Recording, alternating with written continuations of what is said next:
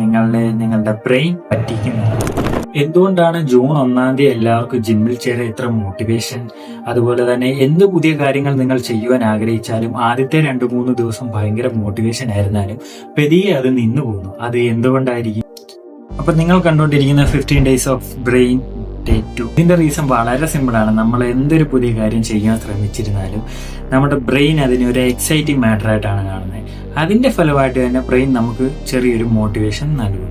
എന്നാൽ കുറച്ച് ദിവസത്തിനുള്ളിൽ നിങ്ങളിലുള്ള എക്സൈറ്റ്മെന്റിനെ ബ്രെയിൻ പൂർണ്ണമായിട്ടും നോർമൽ ആക്കുന്നതായിരിക്കും.